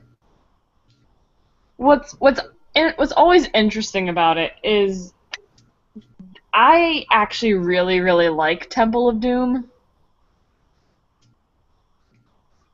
For me, it ranks higher than Raiders of the Lost Ark. But, of course, it doesn't hold a candle to Last Crusade. Fair enough. Last Crusade is the best, and Crystal Skull does not exist. What now? The Crystal Skull does not exist. You went silent there for a moment. It doesn't exist, right? Haha. Huh. You liked it. Don't lie. It actually was, yeah, I actually felt the same way about Temple of Doom. Early on, I always was thinking, like, oh, so there's these other things. It got the wheels turning. Even though it was kitschy and kind of ridiculous, it got me thinking, oh, well, there's other things in the world that have power, even if it's bad. You know? Yeah. Which is totally historical, by the way. Yeah. What happens to people who were hubristic in the Greek mythology, in the Odyssey? Bad things. Bad things. Especially in the Odyssey. Good God. So many bad things. You know, it was actually, it's funny, because I grew up in the 90s, and we had two things that were Greek-themed, both of which encouraged me to look into Greek mythology, but for totally different reasons. Hercules, the legend continues, and also Xena, which I associate with the two together. I looked into Greek mythology because I was like, is it really that shitty? And I was like, oh, the real thing's actually good, like really good. And then the Odyssey, which was an NBC miniseries with I think he's a half Spanish guy. I'm trying to think of his name. They sort of make him generally Mediterranean in pretty much everything he's in. Usually like Italian. But he played Odysseus. And like a lot of the character actors they had in that actually kind of looked like they could be Greek. And then you had Kevin Sorbo as Heracles. Yeah. Who's a really severely fundamentalist Christian. Good job there. I see what you did there. Or what you tried to do. It didn't work. Nope. It actually just got more people interested. And that's actually a view that I've had when people have said, well, this thing that's a really shitty version of said mythology, does it make you mad? I'm like, no. It gets people interested. And then they know the real truth. Yeah. Yeah, which is funny, because let's just assume for a moment that Hercules was actually an attempt to denigrate Greek mythology. Almost every single pagan, eclectic or otherwise, I know, have watched that show. Mm-hmm. And it got them interested, at least to study it, if not explore it. So, massive failure. And then, of course, Disney. Fond memories. It's ridiculous, it's Disney. But man, that fucking art style. Friend zone Jesus. Freaking Hades.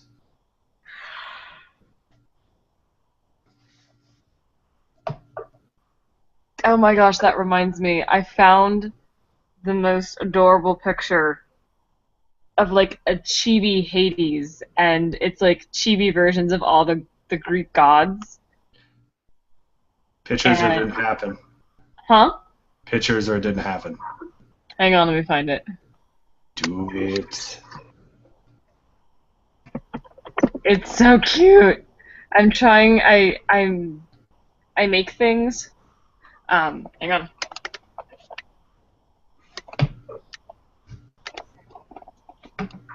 Have you played Super Smash Brothers? Yeah. Okay. You know Princess Peach? Yes. You know how she throws turnips? Mm-hmm.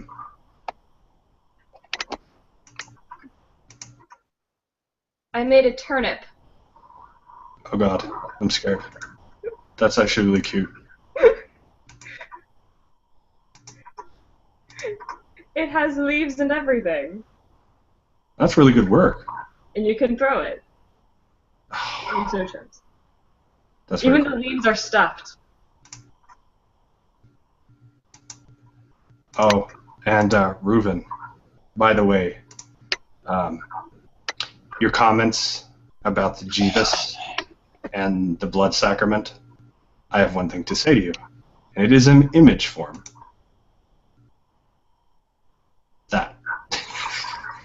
No need. Absolutely no need. Just saying.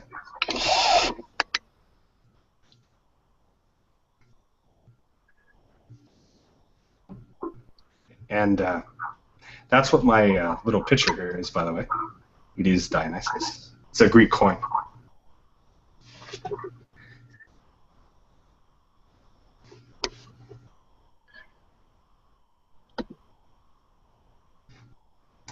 So basically, what I decided to do is a friend of mine wanted a little plushy version of Apollo, and as I was Googling through trying to find one, I discovered I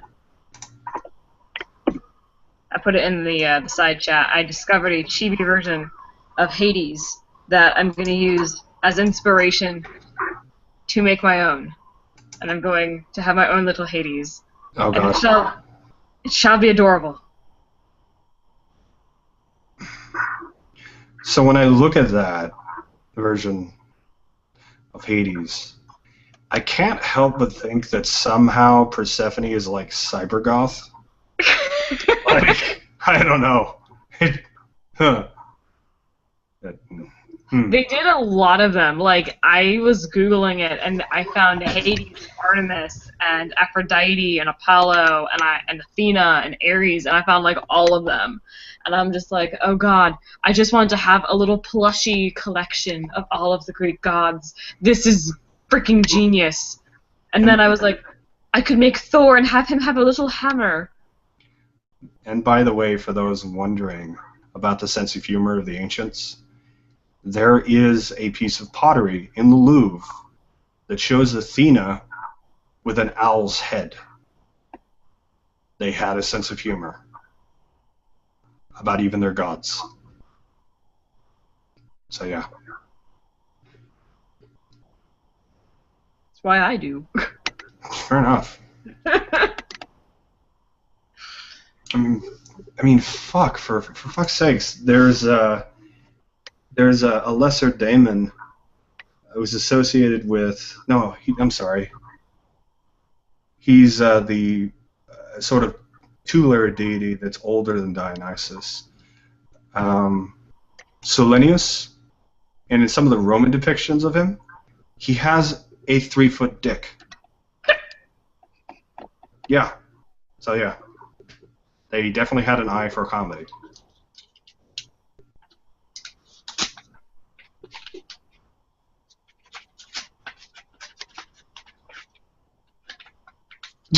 You've seen bigger. I bet you have, Ruben.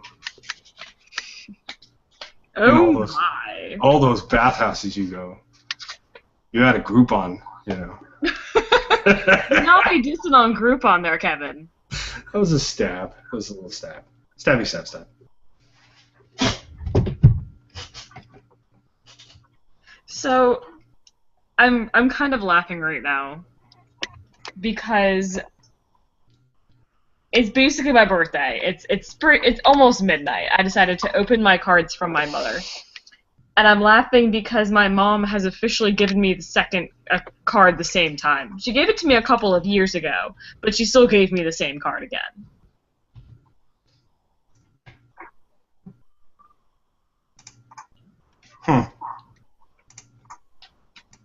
Do you feel insulted? No, I'm just kind of amused by it because I'm like, really? You're not even like you're 56. You should not be having memory lapse yet. She's an early bloomer. You know. I'll grind your gears about it tomorrow.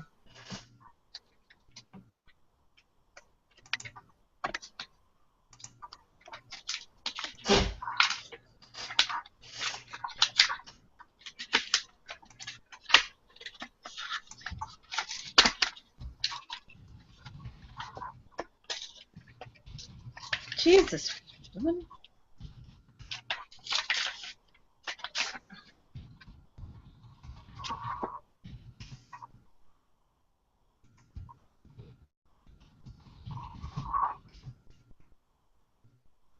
All right, a link was sent to Colin.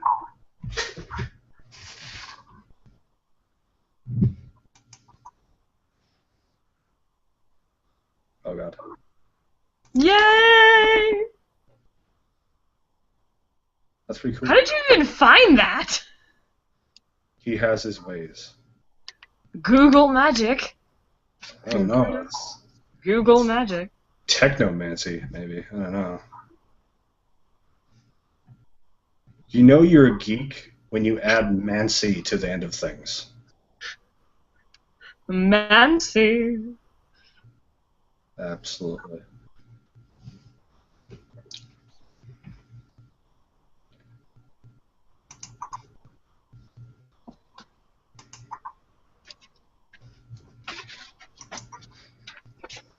The cake is a lie. The cake is a lie. I actually put a. Well, That's Fahim, sad. well, Fahim, he should have known that shit. Sorry. Yeah, that's like, for me, I mean, I know you're not supposed to talk about, like, religion and politics and stuff on the first date, but that totally comes out. Like, I need you to be upfront and know, and if you're not cool with it, then we'll part ways. Yeah, you don't want to waste your time. No. It's hard enough that a guy can't understand a gluten-free diet, let alone the fact that I'm Wiccan. Let's go both. Just release all of it. Agreed. You know how many times, Sarah, I've been on a first date with a guy, and he finds out I'm any kind of theist, and he gives me this look of recoiling disgust, like I told him I eat babies. Yeah, like, particularly in California, a lot of gay men are like militant atheists. Yeah, they are. That's true. Yes, Reuben, with Worcestershire sauce. Damn it, you almost beat me to it. I said it before you did.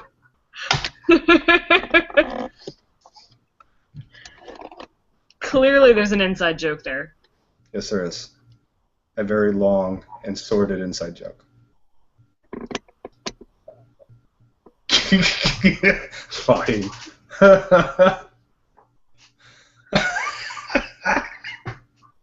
Maybe it's not better than, but better with. Oh, God. Oh. There's going to be some adjusters from the Catholic Church coming beating down my door. Yeah, pretty much. I like the idea that the Vatican I live surrounded by like 4 churches, so they'll all just appear on my doorstep. One for each of the 4 elements. I can't believe it's not Jesus across the baby.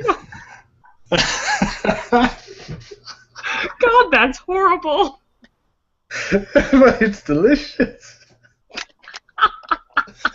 Oh, good thing Colin's not here. Oh. It's horribly delicious. Oh. Terrible.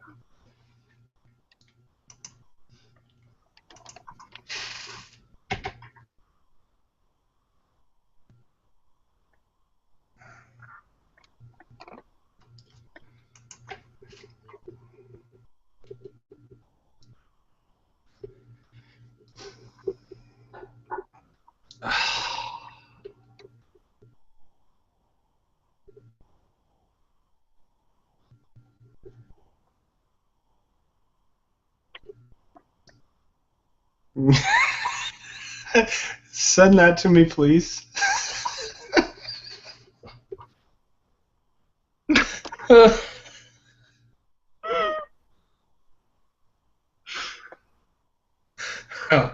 Oh, wow.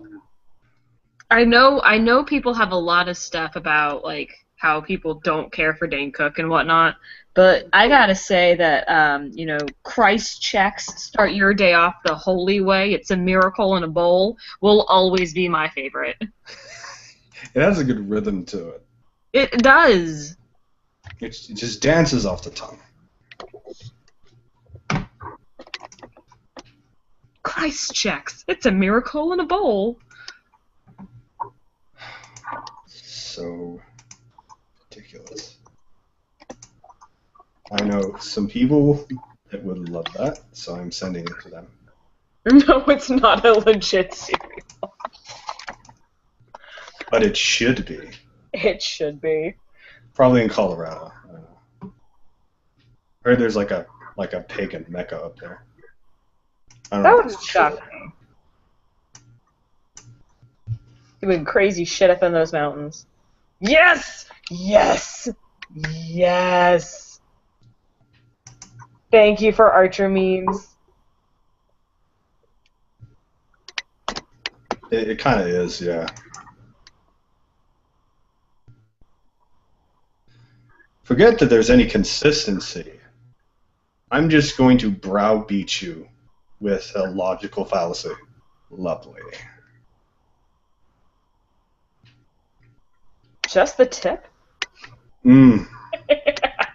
Only at first. Just the tip? Do you want ants? Because this is how you get ants. That is Archer, one of the greatest television shows ever created.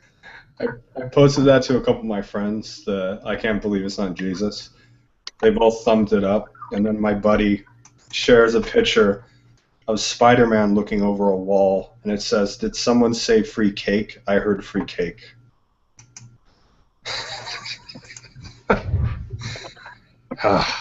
Man, with all the cake jokes, I don't know. I think I might get diabetes. That was so sweet, it gave me diabetes. The thing is, I have a friend in one of my groups. It's like a geek group. We hang out every other week. He's actually full-on type 1 diabetic. Diabetes. I mean, he's not like uptight about it at all. We've all been cool about it. Like, he takes injections several times a night because we hang out till all hours of the night. He actually tends to like the diabetes jokes, but like I'm always sort of hesitant, you know, because he's lived with it pretty much his whole life. There was a point when he actually had the monitor that he had to wear. Yeah. Because it used to be bad for a long time to treat that. That's a rough life. I had a cousin who had type 1. He told me horror stories. So now apparently they have like those blood test things that just like pricks your finger. Crazy stuff. Isn't B.B. King diabetic? Could have sworn he was. I heard that he was not doing well. Both my mom and my grandmother have type 2, and one of my best friends has type 1, so we consistently do jokes about it, so it's always the beatus. Yeah, it looks like B.B. King has had some serious health problems. People are sending him well wishes. Don't know how serious it is. I'm sure we'll find out. It's the internet.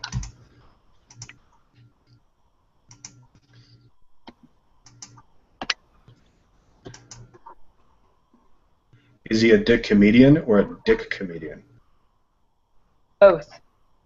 Got it.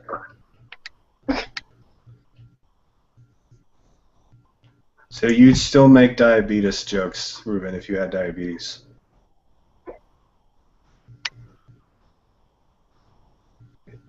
Is that to stave off more diabetes? Because I could see that. Freaking Wilford Brimley. Every so often there's like a cat that looks like Wilford Brimley and there's some kind of diabetes joke. Your Christian supplies may be covered.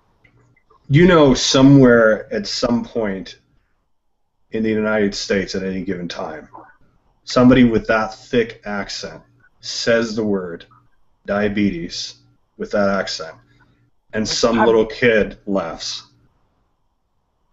It happens, and they don't get the joke because they don't go online. No one should really go online. Let's be real. That's evil. It's the devil. The internet is the devil.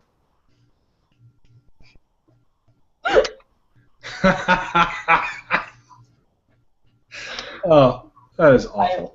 I love it. It's magically It's so delicious. funny.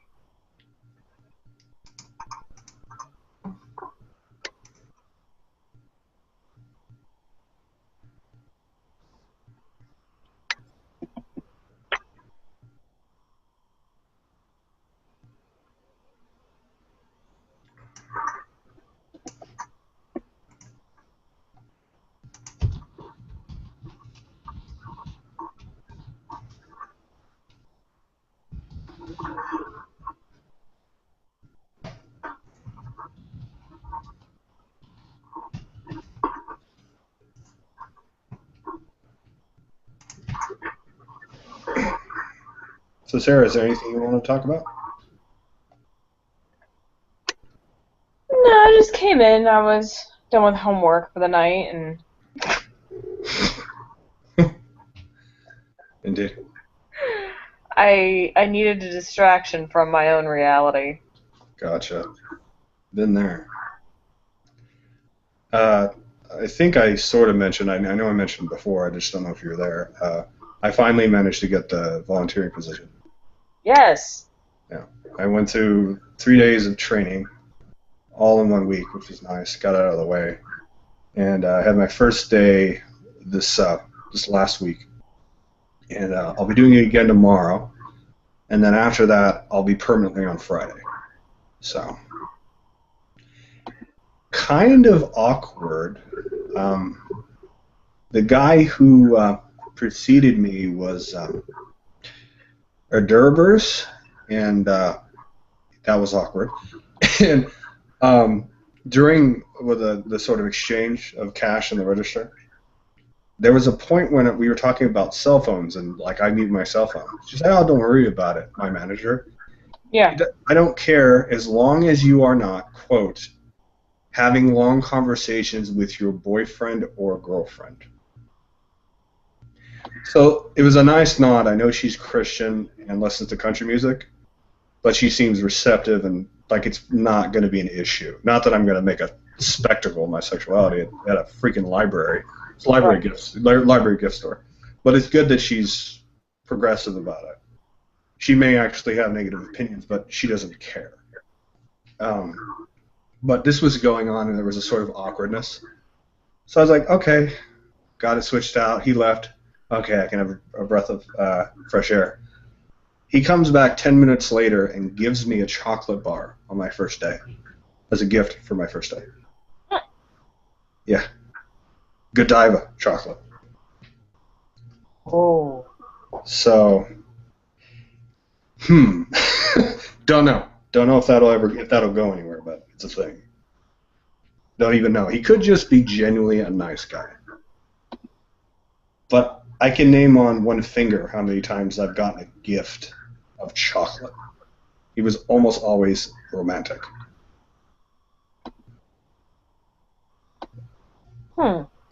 Yeah, weird. So, I don't know. See where it goes. If there's any kind of potential there, I'll know tomorrow. Other than that, I might sneak in on his shift and maybe purchase a used book. Maybe explore a little. But I don't want to be a creeper, so I don't know. Because I'm kind of a creeper. I mean, look at this beard. I am a total creeper. I don't know. So. Sometimes it's okay to be a creeper.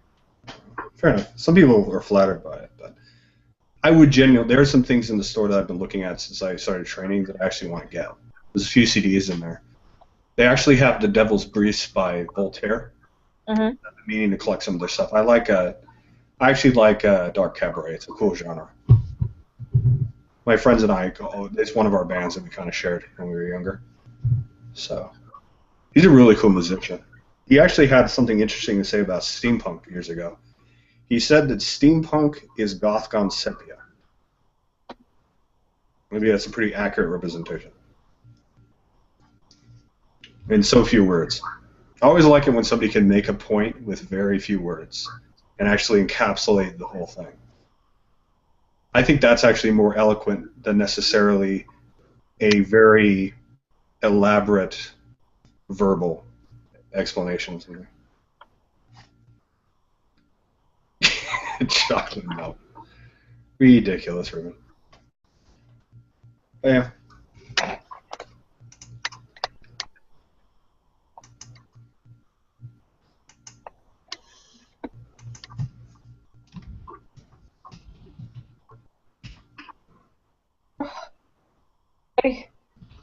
Oh, I'm going through my Facebook and I'm deleting some pictures. And I just got to the point when I got my puppy about a year ago, and she was so little. Puppies do that.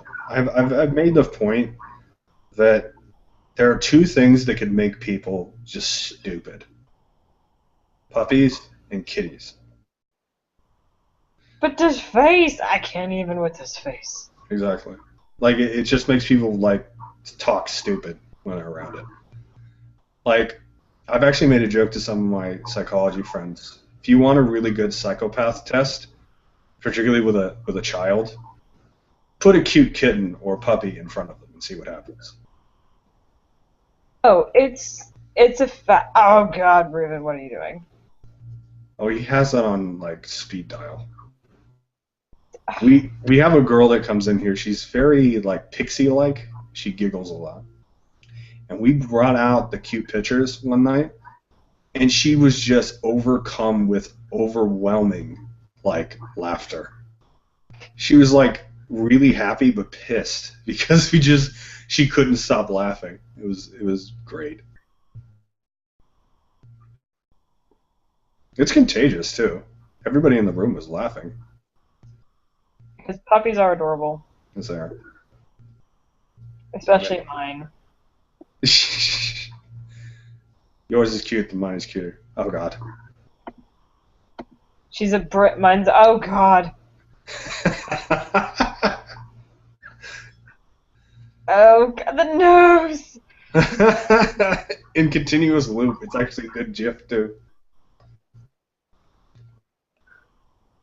I'm telling you, anytime you have a friend who's having a bad day, send them a picture of a cute animal.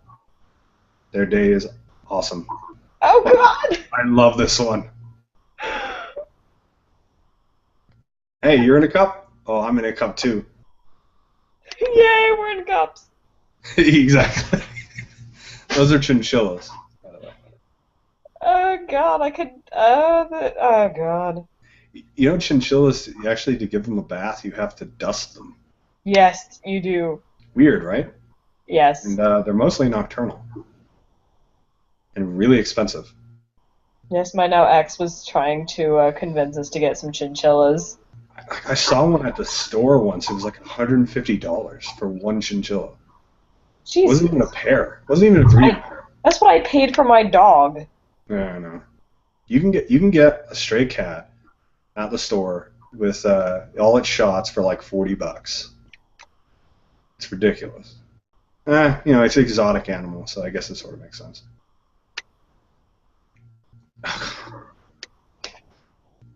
Ruben, I really actually needed this. Yeah. That's what we men are here for. We're here to look up cute shit and show them to women.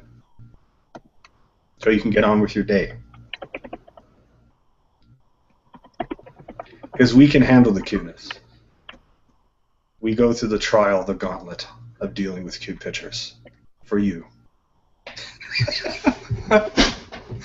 Oh yeah, absolutely. Oh God! Oh. Damn it, Ruben. Talk about a gauntlet of cuteness. Ruben, creep on my Facebook and show a picture of my doge.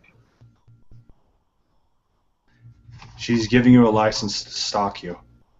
Or to stalk her, yeah. Jeez. Is that a Jack Russell Terrier puppy? Looks like it. Looks like it, yeah. You know they weren't even an AKC recognized breed until very recently? We watch every Thanksgiving. It's a requirement that we watch the Macy's Thanksgiving Day Parade, and then we are required to watch the dog show afterwards. Why is there a dog show around Thanksgiving? Is there like any specific tradition behind there?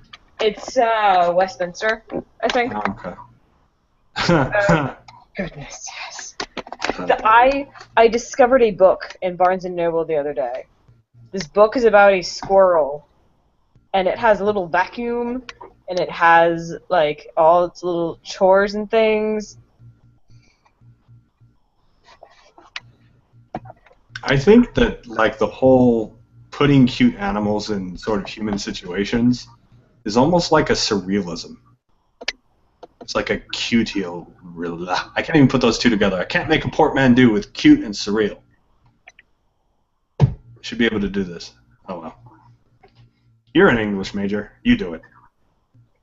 My brain cannot work. I have the dumb. Oh, okay. You have the dumb. Cutialism. There we go.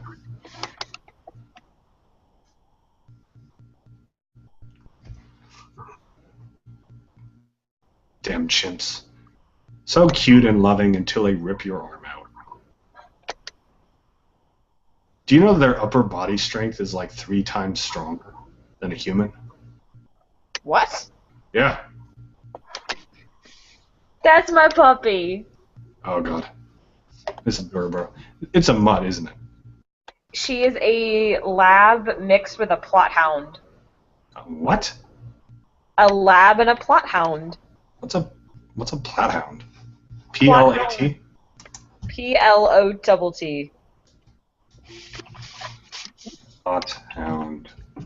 It's the state dog of North Carolina, apparently. Oh, okay. Okay. It's got the button ears type of thing. Kind of looks a bit like a pointer mixed with a lab. The plot hound. Yeah. But she's definitely lab, and she's got the brindle coloring.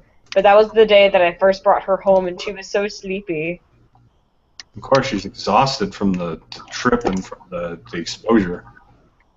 Animals take a while to adjust. I adopted her from the Humane Society, so... Well, that's cool. They definitely need it. Oh, my little puppy. Ah, she's so cute. Yep. Definitely. She's much bigger now. I bet. And she likes to sit in my lap even though she's now a good 40 pounds more. Mm-hmm. I'm like, I need you to not do that. But she's warming your lap for you. If I fits, I sit. And even if I don't fits, I still sit. That is an untapped resource in internet memes. Dogs do the same thing. Cats just, they go in boxes and bowls and things. Dogs, like, it is a sort of, if I fits, I sits, but it's more like, I don't know my own size. I'm like a giant toddler that's the size of a human.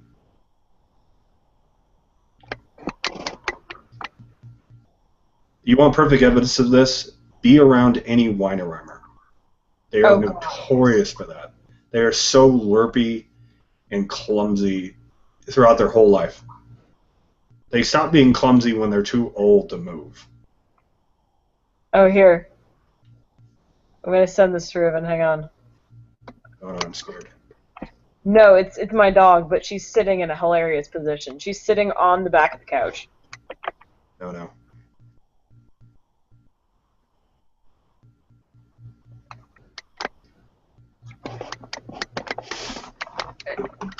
This was like maybe a month or two ago, and I just turned around, and I've been taking, you know, random pictures of her, and then all of a sudden I turn around and she's just sitting on the sofa, like the top cushion of the sofa.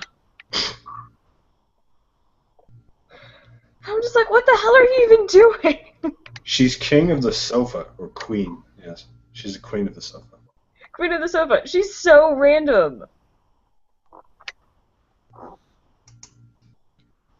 So, I heard a funny joke from one of my friends on Facebook. He's also a teacher, and he's into esoteric things, and we chat a lot about philosophy. And but he has, you know, a pretty good sized family, and he's juggling a bunch of things. And he's sort of the house husband, because his wife is a librarian, and she's been doing it quite a while, so she's basically the breadwinner. And so I was giving him a little bit of a hard time, and I said, you know, I said to him, I'm sure she appreciates her house servant. And I said, I tease. I would hope so. I do the majority of cleaning, cooking, and child shuffling. That's what he said. Child shuffling. And I said, well, if women can do it, so can men.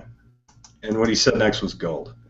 I'm generally understood to be the CDO, Chief Domestic Officer of the house, and I'm widely known to be a far better wife than she is. So I sent some well-wishing, telling him he's doing a lot of good work, and he has such a great sense of humor, and he's very grateful. But Chief Domestic Officer, that is like a great title. That needs to be a thing. Oh, God.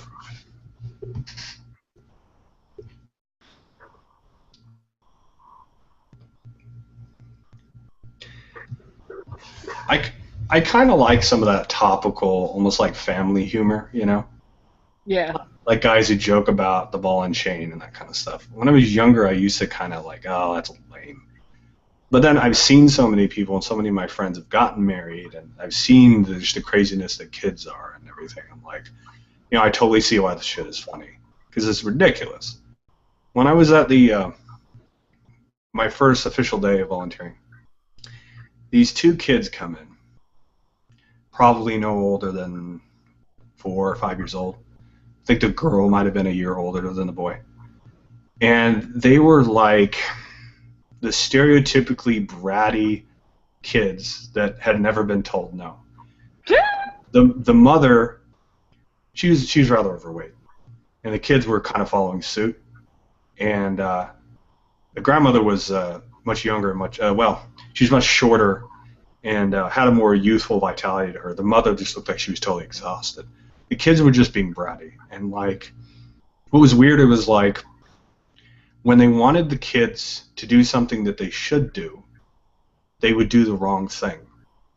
And when they were giving them an opportunity to do the right thing, or excuse me, to do something that could be wrong, they insisted on doing the right thing. So they wouldn't sit down when they were supposed to sit down. But when I told them and she told them, you can read the books, you don't have to buy them, they insisted on putting them on the table to be bought. So they were just being contrarian the whole time and running around and yelling and screaming. And I was like, wow, they're having one of those days. I'm sure that at some point those kids were probably fine not more than a few hours earlier, but they had their hands full. I couldn't do it, I'll tell you right now. Even with all the other stuff I had on my plate, if that wasn't there, I don't think I could be a full-time parent.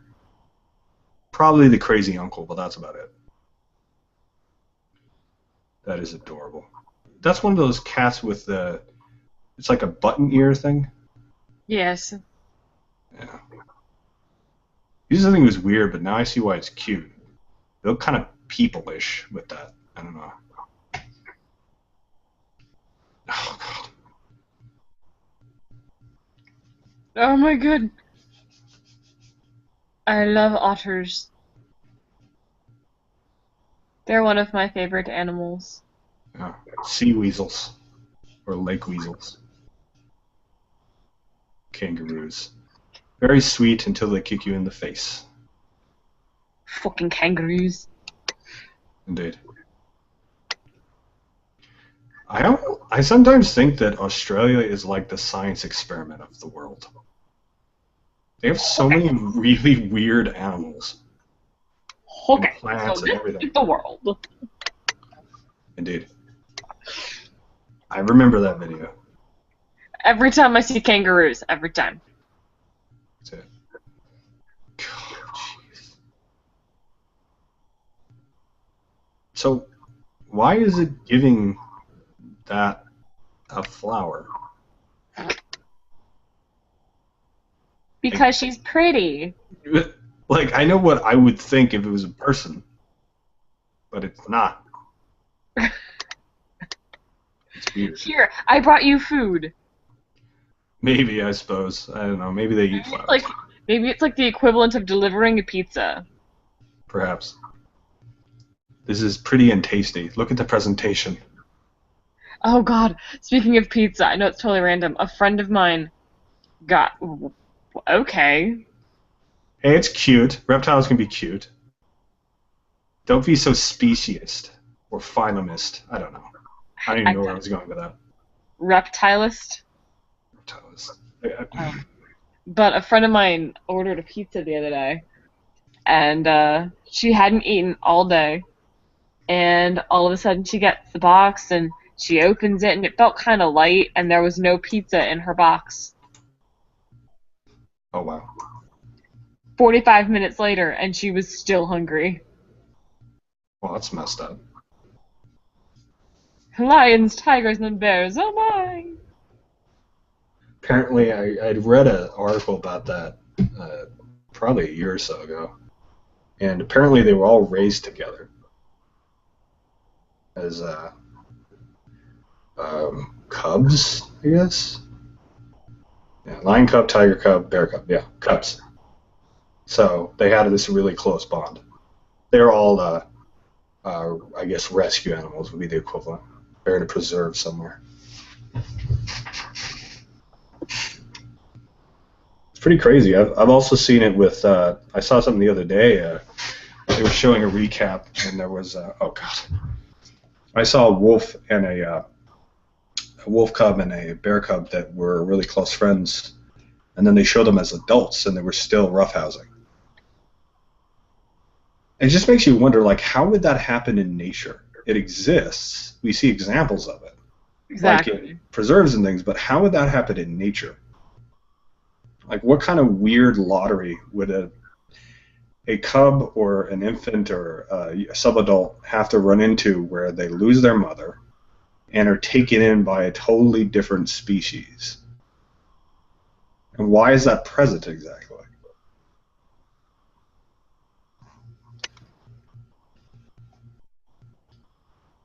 Maybe just the maternal and paternal instinct to take care of young is just so fundamental that it crosses species barriers. But there again, I don't see mice taking care of, baby flies or something. Yeah. It's usually mammals, other mammals.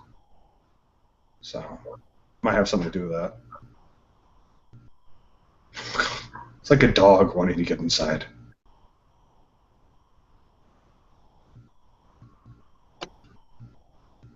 Oh, I saw this. I miss you, human. It's to be human. Otherwise, it doesn't make sense.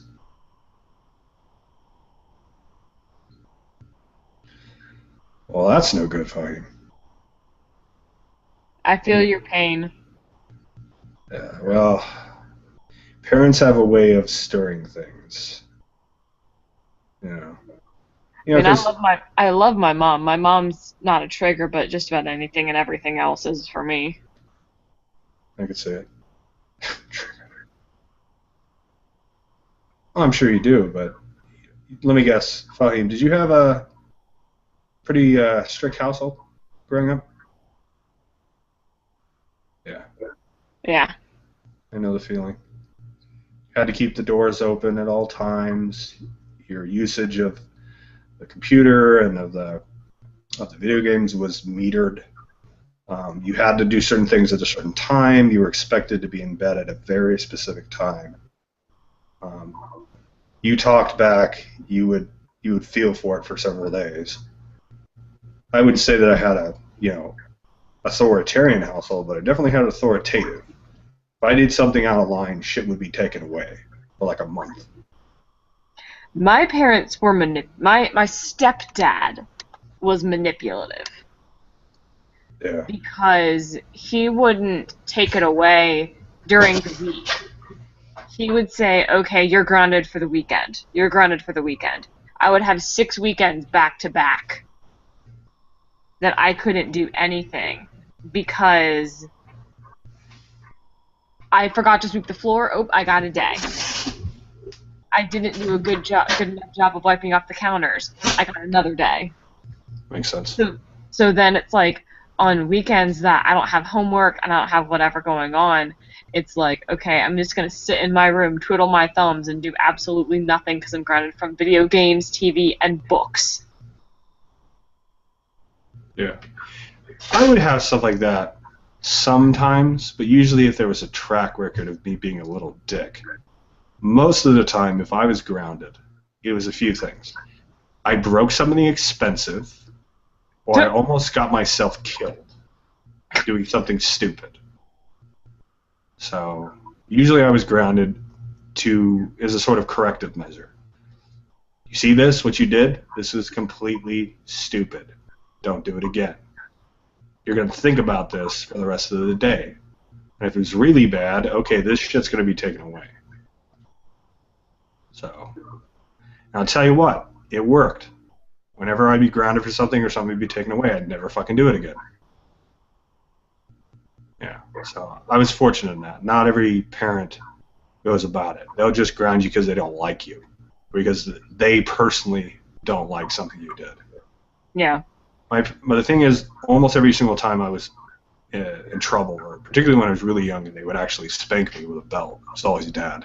You did that thing where you snap the belt? Yep.